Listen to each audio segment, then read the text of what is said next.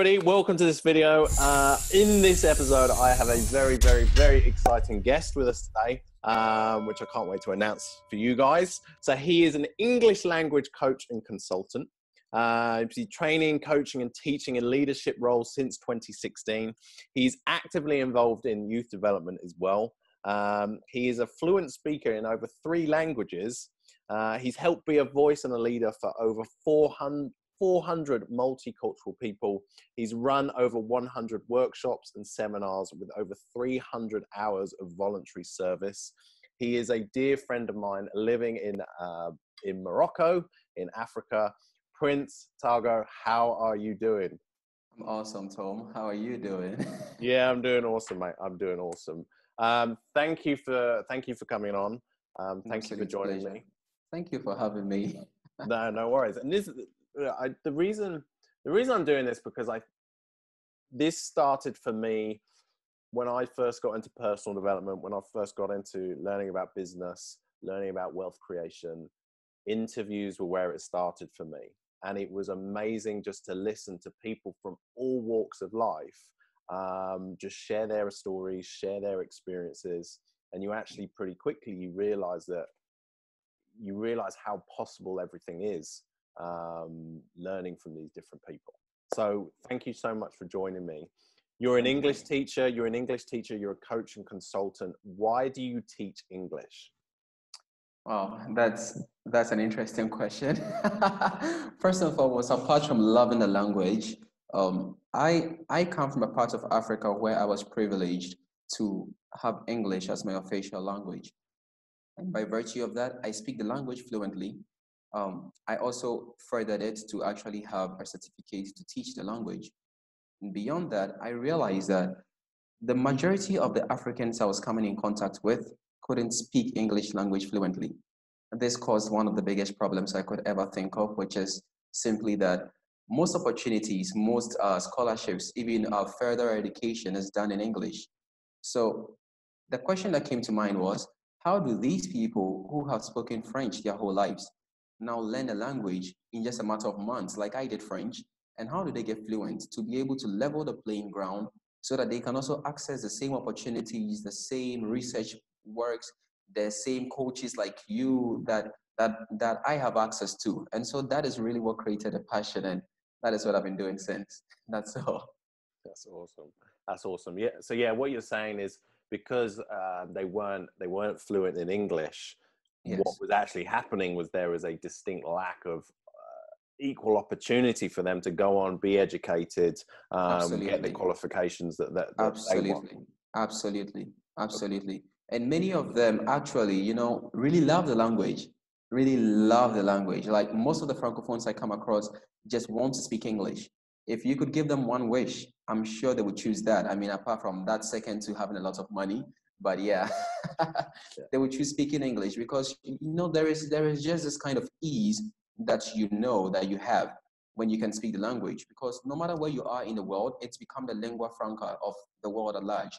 No matter where you are, there will be at least one person who is able to express him or herself in a language. So absolutely, that's one of the biggest needs of the people here in Africa, I would say.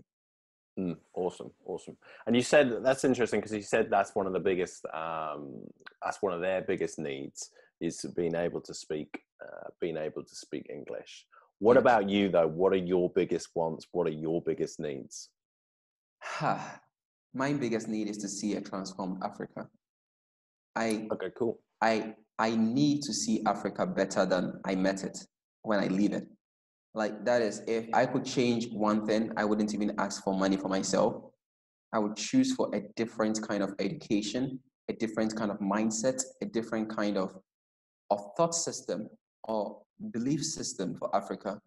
My greatest need has and will always be to see Africa not as the world paints it now, but in a place where, I have no problem with receiving aid. I mean, even the great USA receives aid from China and so on.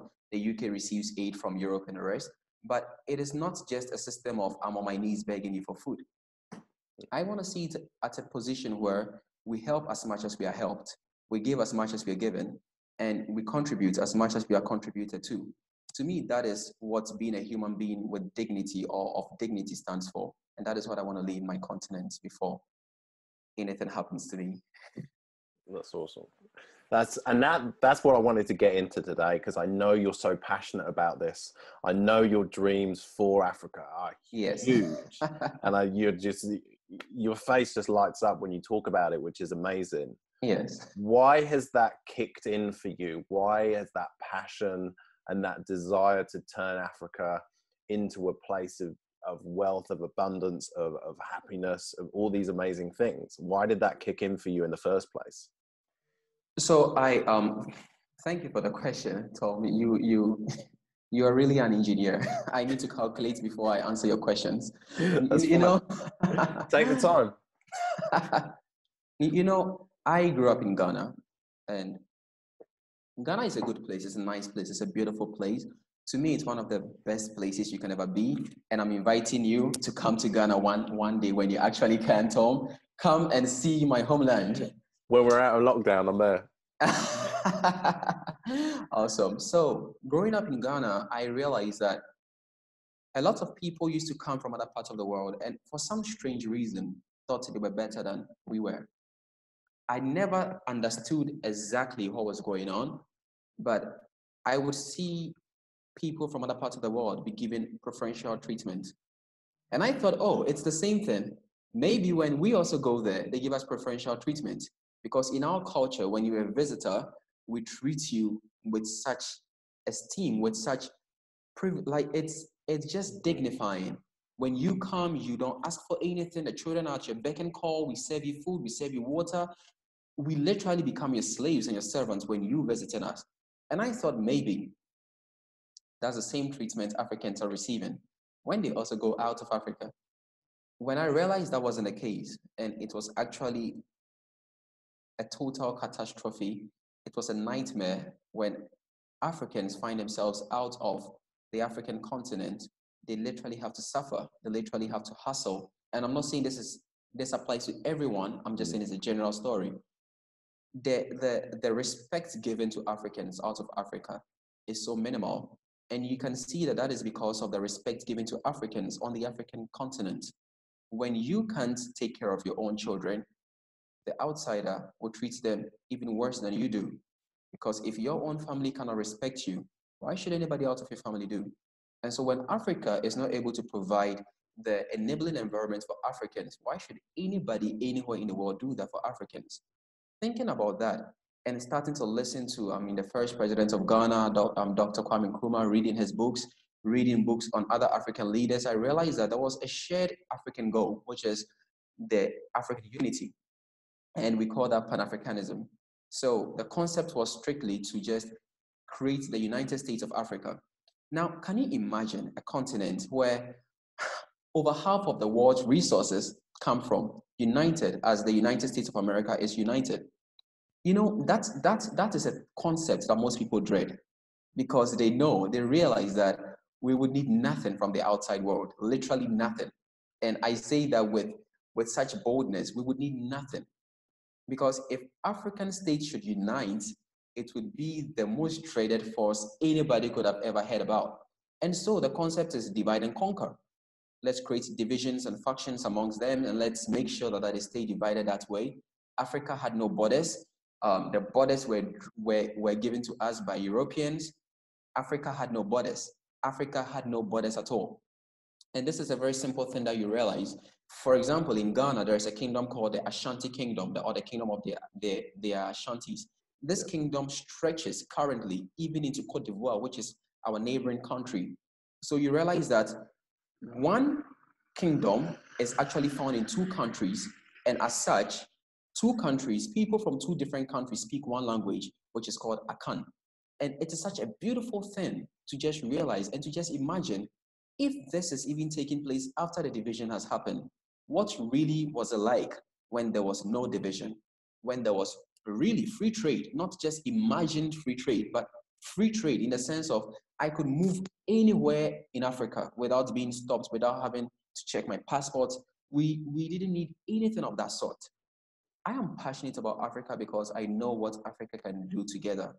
And I know that as long as Africa stays divided, as long as we stay as Ghana, Nigeria, South Africa, Kenya, Zambia, Angola, Lesotho, Namibia, Morocco, Algeria, Senegal, Mali, we would never get anywhere. We would never get anywhere. Okay. And so I'm just here to continue the dream of my forefathers.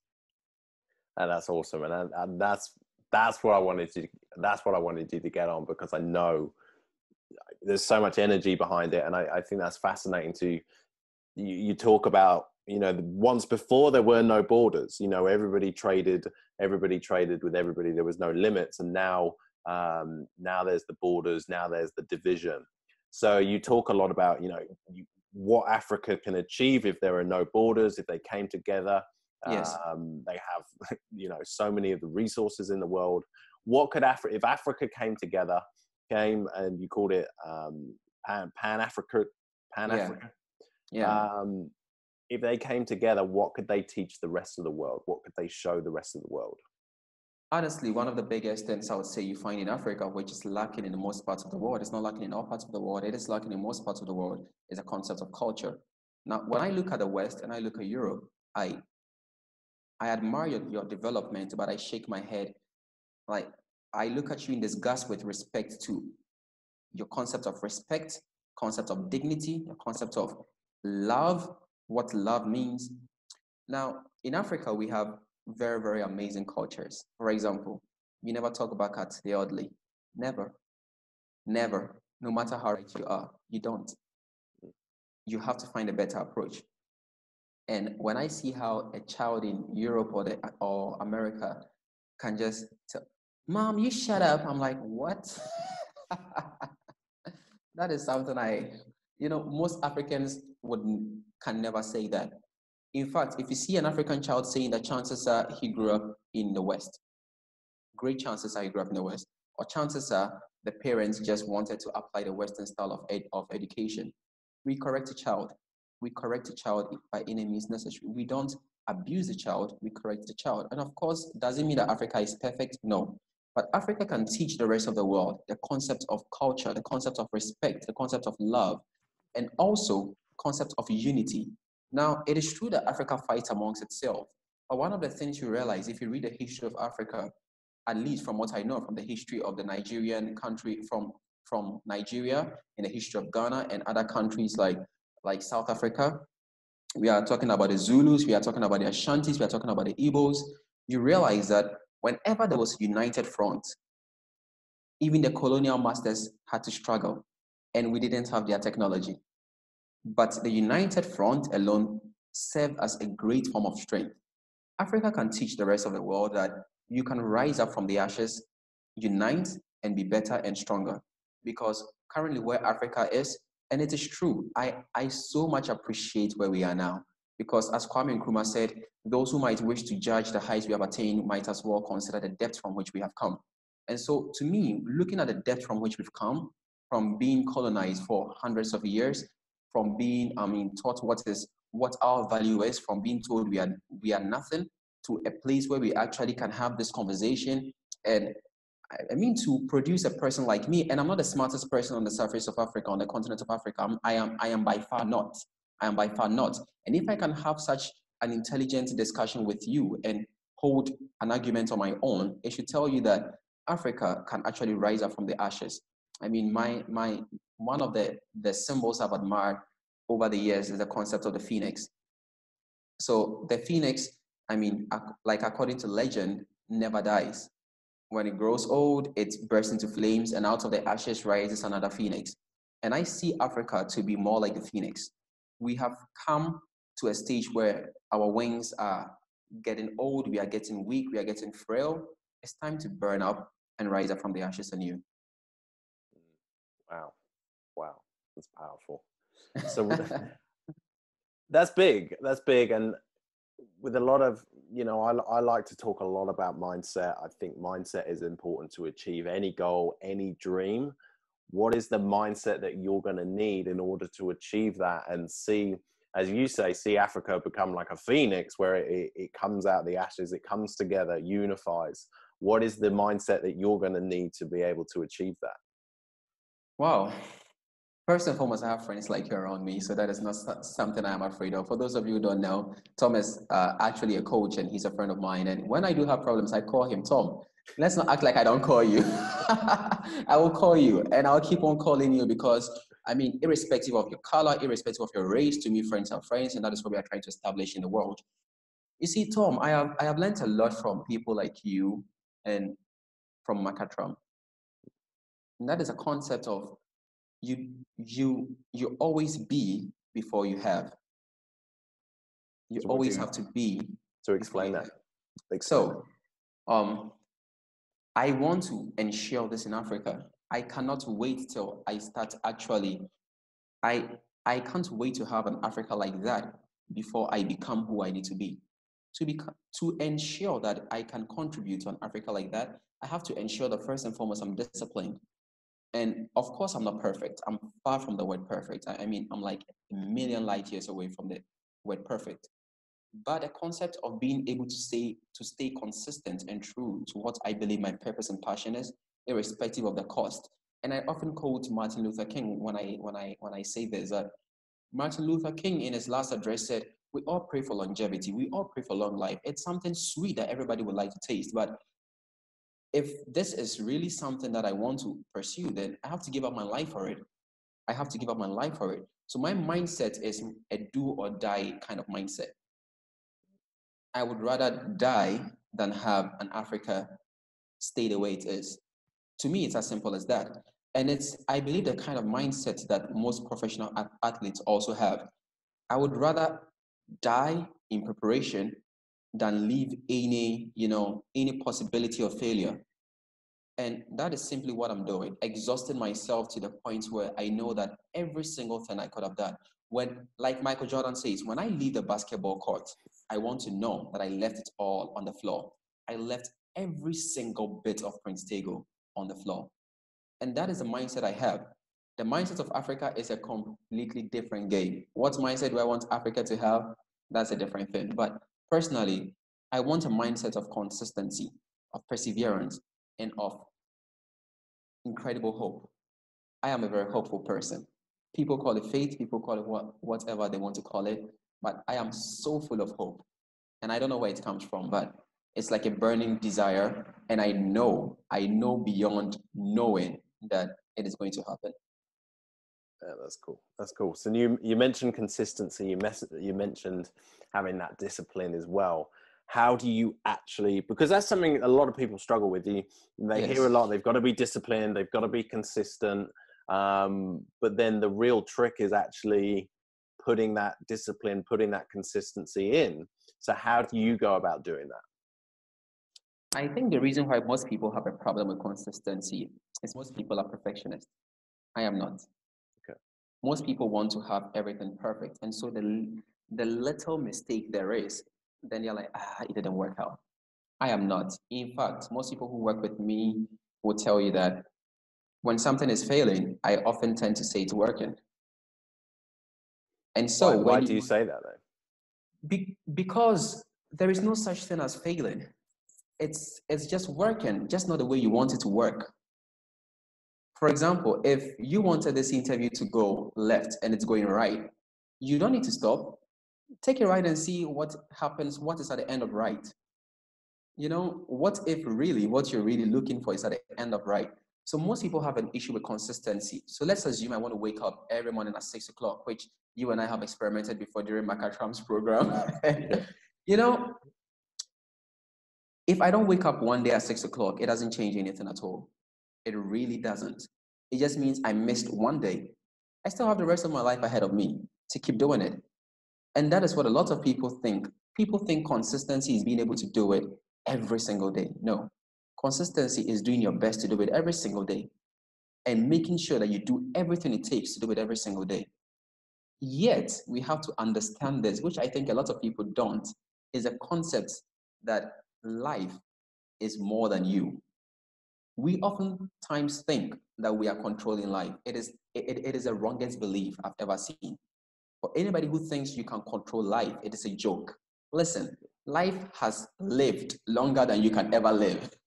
So And this is it's a beautiful phrase in French, which says that souvent c'est la vie qui nous dirige. Most oftentimes it is life that directs us. Most times, it's life that directs us. So when you make the conscious effort, it's okay. You do your best, but always remember that you missing something one day, that doesn't mean you should stop. Just remember that if you do have the vision and the goal in mind, if I want to change Africa and I started an English platform and I stop, it is never going to happen. But even if I miss a few sessions, a few days, and I get back, I do it, I get back, I do it, I get back, I do it. Eventually, somewhere along the line, it's more like when you're starting a machine for the first time. You know, you're going to push it, then you don't just push it, No, it doesn't work that way. But people think when you're starting a machine, it's just, no, it's like, you take a breath, you rest, take a breath, until when a machine actually starts turning by itself, you wouldn't even need to try it anymore. It becomes a part and parcel of you. That is what I believe consistency is. Yeah. So all the hard work has got to, you've always got to put in hard work, but the real effort has got to go in at the beginning, because it's, as you say, like the machine, it's not just going to turn over straight away really quickly and easily for you. It's going to take your energy, it's going to take your effort to get things moving, to get things off the ground. Yes. You also spoke, you said, you talked about control there. People want to have a control on their life, but actually it's life that is in control. Is that right? Yes. And something that came up for me there was in the UK, I know in Morocco you've had lockdown as well. Yes. We've had that too. And back at something that stood out to me that my mum said was back at the start was the reason why there was so much, why she was feeling fear, the reason why she was feeling anxiety is because she'd suddenly lost control. Things were out of her control. Not being able to work, not being able to go outside, not being able to move freely like she usually would. So what would you say to that? First and foremost, I am a strong believer in the concept of you're surrounded. Now, I happen to be one of the most blessed people on earth. When I tell people, I believe if somebody should ask me, who do you think is God's favorite person on earth, I would say me, because I do not deserve the people that I have around me. I honestly do not deserve them. And when I see the people around me, people like Emmanuel, like Mike, like Dorcas, like Blessing, like for me, like the people around me are just incredible. Why are they incredible? They remind me that I'm not in control. And so, for example, when I am trying to get something done, so much zeal, especially when it's for Africa, the passion is like, I want to do it. You're like, yo, calm down. Really calm down. Because if you die, nothing will happen. If you die, because it's wisdom to learn how to fight your battles. The concept of control stems from the fact that we believe that everything should be done our way, our time, our to our liking. But when you realize that, and this case of coronavirus is a classic example, when you realize that everything happening, so a friend of mine asked me a question, and he said, your life depends on the answer to this question. Is life for or against you? Your life depends on the answer of this question. Why? Because if your answer is no, then it's an uphill battle. You are fighting to make life be on your side. But if life is for you, then you realize that everything happening is actually to ensure that you become a better person. Everything happening is to ensure you become a better person. And when I say everything, it makes no sense, because you'll be like, Prince, even when I fall sick, I mean, yes, even when you fall sick. Even when you're hungry, yes, even when you're hungry. If I could go back into time and change all the days I was hungry, all the days I suffered, all the days I struggled, I wouldn't change anything. Because now I have as I get older, I get wiser and realize that, hey, life is actually working for you. And if you would just relax, just sit back, life can drive itself. Don't try to drive life. Life has been driving itself since the beginning of time. If you just sit in the passenger seat and use every stop life gives you as an opportunity to grab something, continue the journey. I see life as just you traveling, you're in a passenger seat, you're enjoying the cruise. And I'm not saying that it always comes with a smile on your face. Tom, there are times when I break down and cry. There are times when I get very tired. There are times when I look at the situation in Africa and I look at myself and I think I'm hopeless, or I think that Africa is hopeless. And but I always have people around me who quickly remind me, and that is why I think to have a coach is extremely important.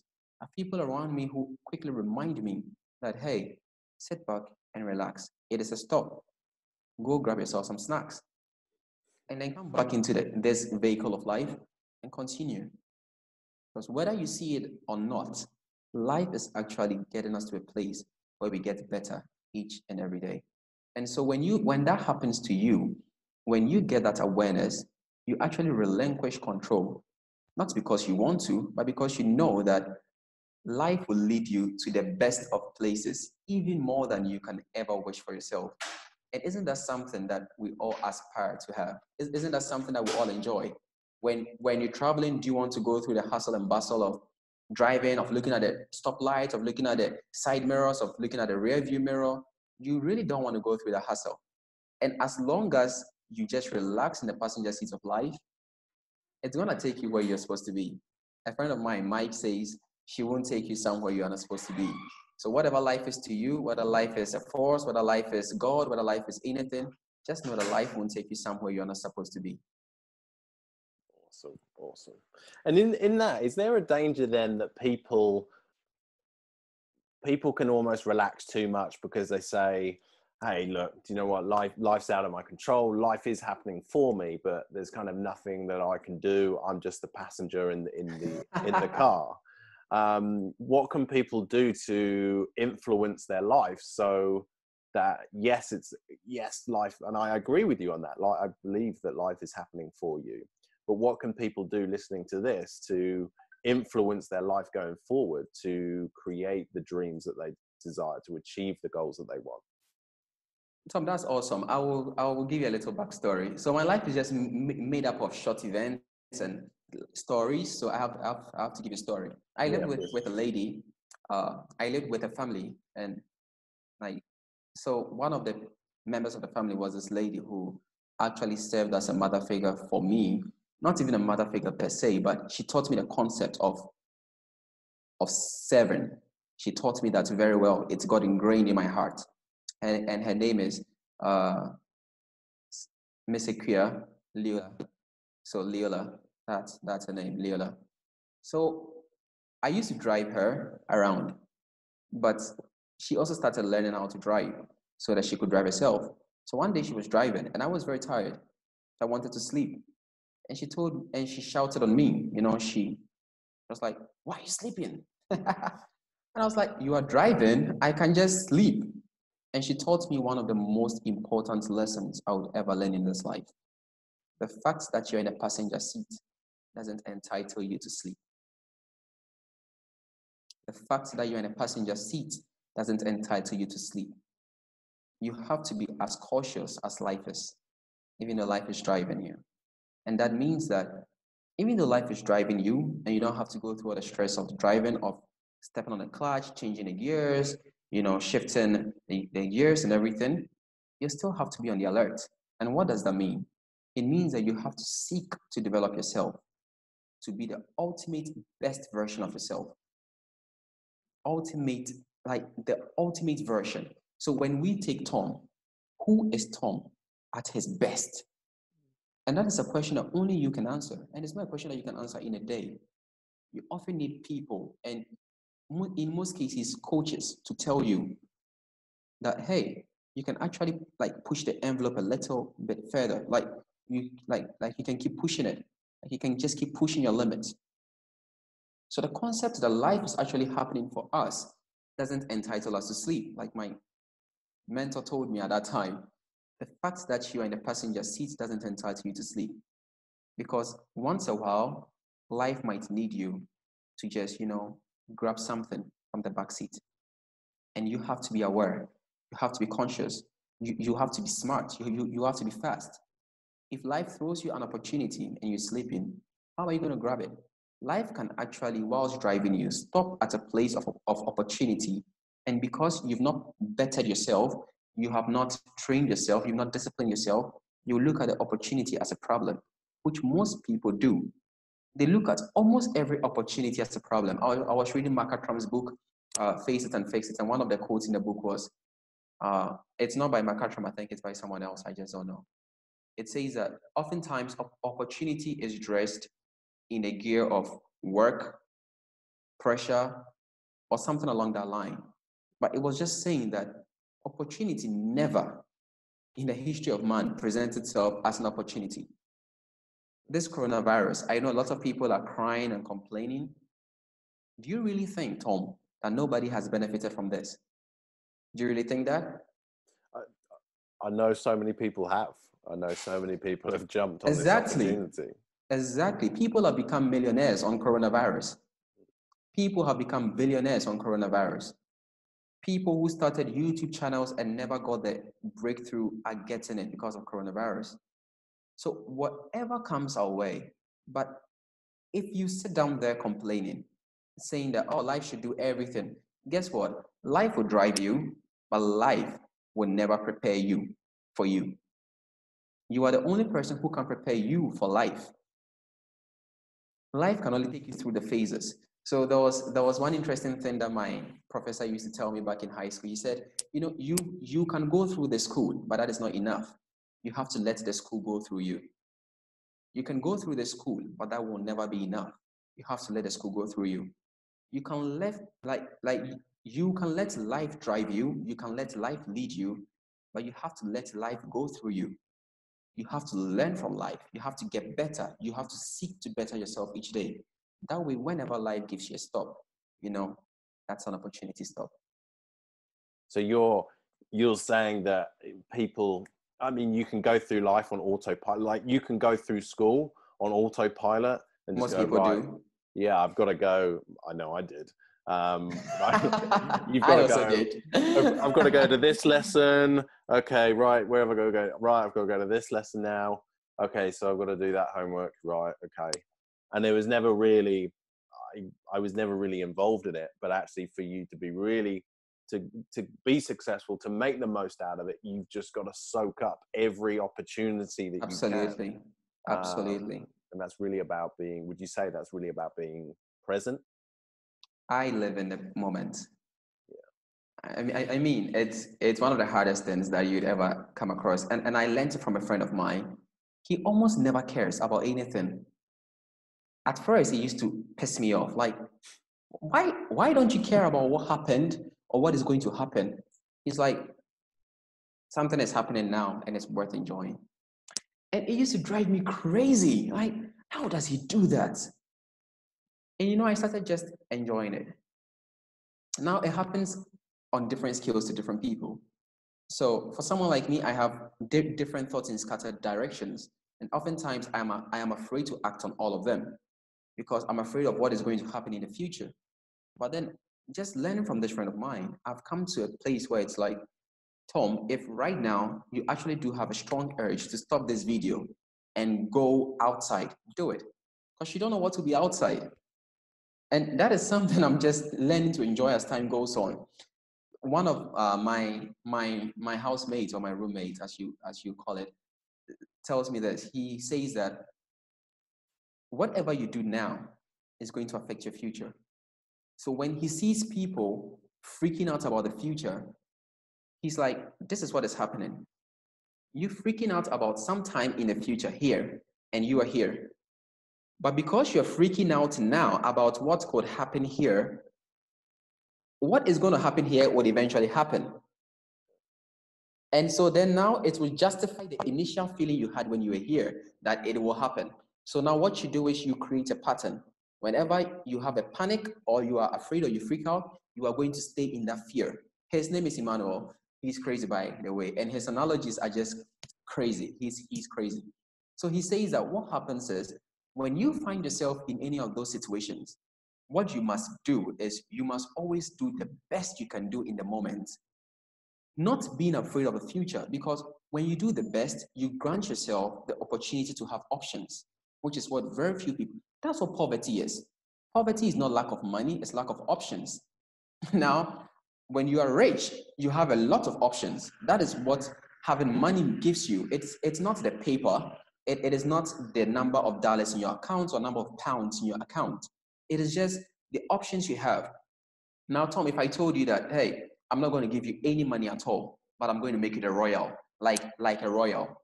I'm going to make it a Prince of England. You have no money at all. Are you a poor person? No. You can go anywhere you want to go. You have so many options. I'm So just why thinking do of all the people... food I can eat. Well, you have to wait for the queen to eat first. So, True. And that is a concept that most people have. Most people think that being rich is the money. It's not. It's just the options. It's just the options you have. And so whenever you do the best you can do in this moment, you become rich or you get richer in the sense that you give yourself more options. And we find this even right from our high school, but I'm just sad that the majority of us didn't have the brains to comprehend it at the time.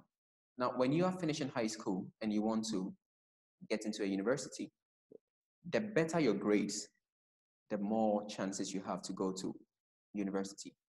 So let's say if I have a perfect score, I know I can go to the best school or the worst school.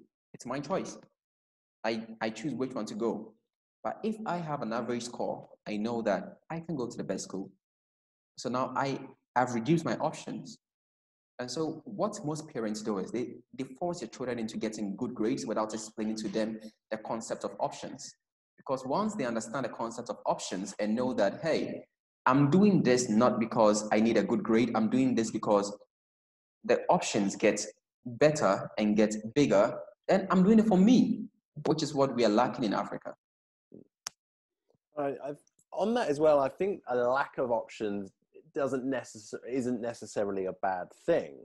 No. And let me explain why I said that, because when I struggled through school, it wasn't for me. I couldn't sit there, I couldn't learn. I struggled with revising, and it was always made out to me by the teachers. It was like, Tom, if you don't get the grades that you need to get into university, then life will be over. Like, you won't get to do what you want to do. You won't get to live your dreams. And what I realized that it was somebody else's dreams. They just wanted me to earn get into a high paying job. But, I understand that now. However, I didn't come out with great grades.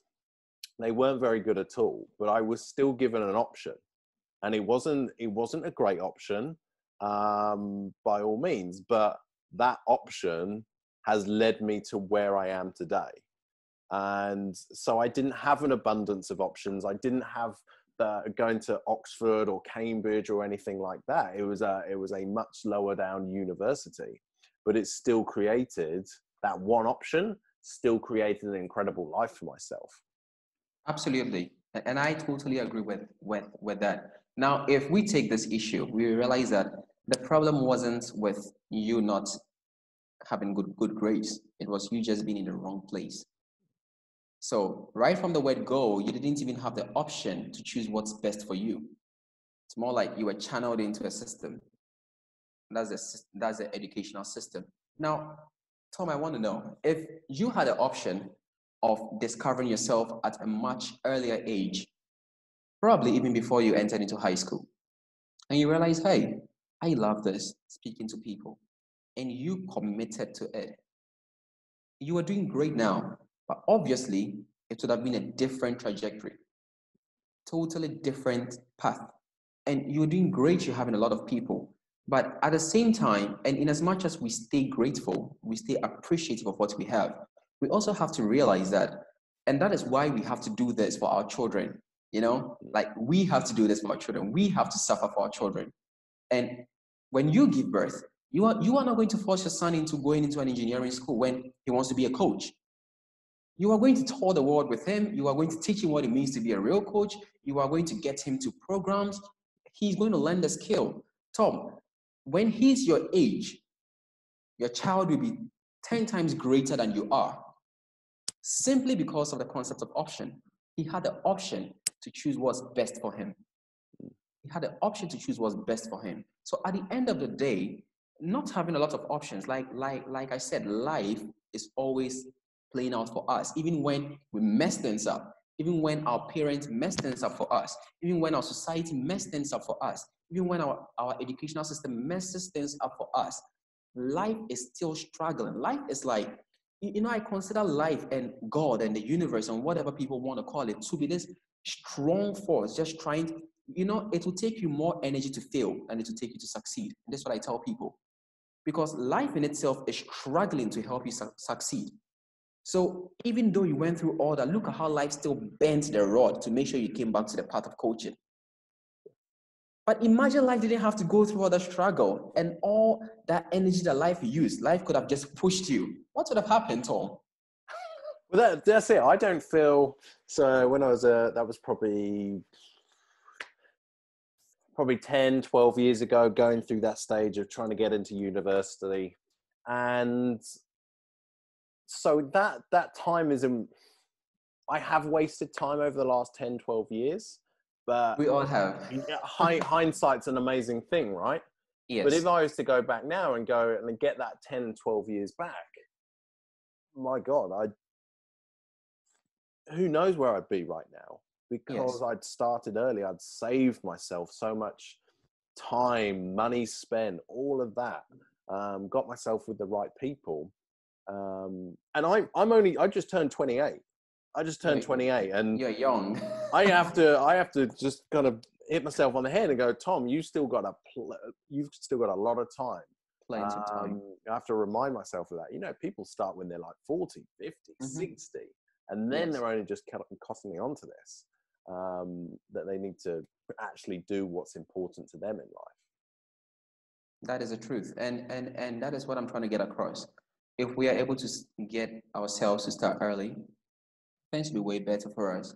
Like, Tom, I am just thinking the number of African children whose quote unquote future has been distorted just because people thought this was the best way for them. And believe me, this is not because they want to, but because of I come back to it. The mindset of poverty is a mindset that does not create options for yourself. So the parents wake up and they tell you, hey, this is what you have to do to succeed. And it's a mindset of poverty. It's a very poor mindset because it eliminates all other options. It eliminates everything. Everything. If you don't do this, you're a failure. If you don't do that, you never make it in life. And so the child now comes out of it and is still not making it and asks himself, why am I not making it? Because they always told me this was a path to success. Meanwhile, success has no single path. So how do we then change that for children right now who going through a school system, or they have parents who have come from that background as well? How do they know? How do they even know to start to change their life around? By doing what you're doing, Tom. By doing what you're doing. I always tell people, I don't know what people can do, but I know what I can do. I don't know what people can do. I have no idea on what people can. Listen, that's why I think the job of a coach is so difficult. So difficult, because not only should the coach know what to do for himself, he should know what to do for this client. He should know what to work best for his client by helping the client discover himself. That is why I think that coaches should be, my God, like coaches are like the doctors, but doctors of the spirit. I don't know if you get what I'm saying. Yeah. Because they try to help your spirit, which is like your mindset, your belief system, everything. What I can do is what I'm doing by sharing my knowledge, by educating people, by organizing talks. Because first things first, you have to create the awareness. If we are not talking about it, chances are we will never change it. all great changes started from just talks. And it might just seem like, oh, talk is cheap. Yes, let's do the cheap stuff first. When you're going through the markets, you don't just go and start rushing buying stuff. No, you do the cheap stuff first. You shop, like window shopping. It's so cheap. I mean, anybody can do it. You window shop first, and now you go in for the kill. You go in for what you can do. So let's do the talk. Let's do the cheap stuff. Let's just keep talking. Let's talk till every child goes back home and asks the mother, Mom, what if I don't really want to do this? Let's keep talking till people who are working will ask themselves, what if I don't really want to work 9 to 5? And believe me, there are people who love that, who want to do that for the rest of their lives. But there are also a lot of people who are doing it and don't want to do it and don't even know they don't want to do it because they've never asked themselves that question. So we have to keep talking until people start to ask themselves the questions. And we have to keep doing what we're doing. Tom, there is no abracadabra kind of formula to this. We have to keep talking. And that's what I'm telling you, that we have to keep talking until we give up our last breath. We have to keep talking. And eventually things will start to change. So it's down to those who have woken up. It's down to those who have become aware. So it's their responsibility to keep talking, to keep sharing, to keep showing people the way, to show those people who aren't aware, so that it can ignite a thought for them. And that's all it takes, isn't it? It's just one thought. It is all it takes. It is all it takes. And I don't know if you know James Blunt. I'm sure you know him. Mm-hmm. He has this song, Bonfire Heart. And I love the song. It's like it just takes a spark to just create a bonfire. What is happening is that people like coaches all over the world are doing the best they can. But it's high time they see themselves more as a religion. To me, it's high time they see themselves more as a religion of enlightenment. Because look at all the religions. When a Christian gets converted, what does he want to do? He wants to convert the whole city. He's seen the light. When a Muslim gets converted, he wants everybody to see the light. No matter which religion we find ourselves in, they're always seeking to convert. It's high time coaches see themselves as a religion of enlightenment. Because if you do have the light, and I quote the words of Jesus when he says, who hides a lamp under a bed? If you do have a lamp, you put it on a lampstand so it brightens the path for everybody.